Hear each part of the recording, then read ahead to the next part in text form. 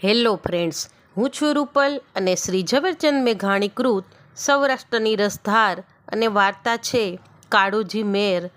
મેરની દીકરીઓને તો દીનોનાથ નવરો હોય તે ટાણે જ ઘડતો હશે. ઈશ્વરે આપેલા રૂપને ઘૂંઘટામાં સંતાડી રાખવાનું મેરની દીકરીઓ શીખી નથી. જોરાવર્તોએ કોમલ જણજણાટી કાયા, ઘૂઘમ ઉઘાડી તો ધરતી પર ઢળી રહેતી એ કાળી ભમરબી આંખો અને ભર્યું ભર્યું તો કરુણાની છાટવાળું રૂપ અને એવી કાયાને ઢાંકવાના ઢોંગ કરતો પહાડી પુત્રીઓના નિરોગી મસ્ત લાવણ્યને ઢાંકતો એ પહેરવેશ, અડધે માથે પાની સુધી ઝૂલતું એ ઓઢણું, લીલું કપડું અને જુદી જુદી ભાત પાડતું સફેદ પેરનું. ઘડીક જાણે મેર કન્યા સાધ્વી લાગે, ઘડીક જોગ માયા લાગે, તો ઘડીકમાં વળી જોબન્યું હેલે ચડ્યું હોય એવી નવ યૌવના લાગે. ઘરની ઓસરીમાં એની ભીત ઉપર મેરાણી આછા ઘેરા બૂઢા એવા ભાતના રંગોથી ચિત્રો આલેખે. માટી લઈને ઓરડામાં નકશીદાર કમાનો કંડારે, જોવા જનારને નિર્દોષ હાસ્ય હસી પોતાની કારીગરી બતાવે. અને ઘરની ઘોડી ગાય કે ભેંસ આખો દિવસ ઘરના ઓરડે જ બાંધી રાખે, એને અળગી કરે નહીં. મેરાણી જાણે હસે છે ત્યારે એની આંખના તારલામાં બેઠો બેઠો જાણે એનો આત્મા ડોકિયા કરે છે. હાવભાવ એને આવડતા નથી, ગાલે આપોઆપ શરમના શેરડા પડે એવી વિશેષ શરમની ચેષ્ટાઓ એને કોઈએ શીખવેલ નથી. વાહ રે મેરાણી વાહ, તારા રૂપ! કોઈ ઊંડી ઊંડી નદીની કારમી ભેખડ ઉપર રસ્તો ભૂલી ઘોડી થંભાવીને ઊભા રહી તારા મદદની વાટ જોવાનું કોને ના ગમે? આત્માના રંગ જેવું નિર્મળ હાસ્ય હસીને તું રસ્તો બતાવવા આવી એ જીવન લહાણ કેવી તો દોહલી છે. તે પ્રેમિકો પ્રગટાવ્યા, કોઈ કઈ વખત કામીઓને સાપથી બાળ્યા અને કામદેવની આગમાં તુંએ ક્યાં બળીને ખાખ નથી થઈ. આવું એક રૂપ જૂનાગઢના નવાબના આંગણે રમતું હતું. કાળુજી નામનો એક મેર જૂનાગઢની ચાકરીમાં હતો. તેને ઘેર એક બહેન હતી. નવાબની નજર એ સુંદરીના શરીર પર પડી. નવાબ બેભાન બન્યો.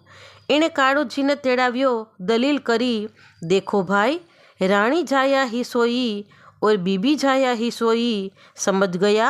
मांग ले चाहे जितना सोना मांग ले. काळूजी मेर.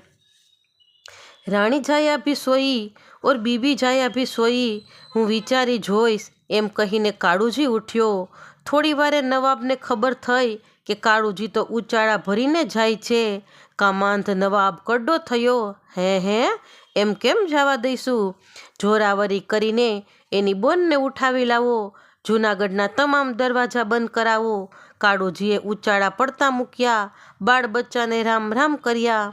અંધારી રાતે એને એની બહેનને ભડકારી, બહેન આવી જા ઘોડી માથે, મારી બે લાડીએ કાં તો ભાઈ બહેન નીકળીએ છીએ અને કાં તો બેય જણા ભેગા જ પ્રાણ કાઢીએ. એક જાતવંત ઘોડી ઉપર ભાઈ બહેન અસવાર થયા. બહેનના દેહને ભાઈએ પોતાના દેહ સાથે કસકસીને બાંધી લીધો. હાથમાં લીધી તલવાર, બહેનના હાથમાં ઝલાવ્યો ભાલો. કાળુજીએ ચોકીદારોના જૂથમાં ઘોડી નાખી. ભાઈ બહેન કંઈક મિયા મુગલોને કાપતા બરાબર કાળવે દરવાજે આવી ઊભા રહ્યા. ત્યાંથી એણે ગઢ ઉપર ઘોડીને ઠેકાવી. તપીને ઘોડી વીજળીના સબકારા સમી ગઢની બહાર ગઈ. ઘનઘોર વનરાયમાં ઘોડી અદૃશ્ય થઈ ગઈ. બહેનને કાળુજીએ સલામત પહોંચાડી દીધી, પણ નવાબની માગણીનો સાચો જવાબ નથી અપાયો એવી ઉણપ એના મનમાં રહી ગઈ. ફકીરને વેશે પાછો જૂનાગઢ આવ્યો.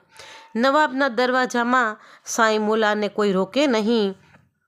કાળુજીને ખબર હતી કે કઈ મેળી ઉપર શાહજાદો અને વજીરજાદો એકલા રમે છે. ઉપર જઈને દાદરો અંદરથી બંધ કરી દીધો અને પછી અંદરથી ત્રાડ નાખી. જૂનાગઢના નવાબ, મારી બહેનનું માગું નાખવાના મૂલ પણ કેવા મોંઘા છે તે તું જોઈ લે. હમણાં તારા સાઈજાદાની મૈયત કઢાવું છું. મેળીને દાદરે માણસોની ઠઠ જામી.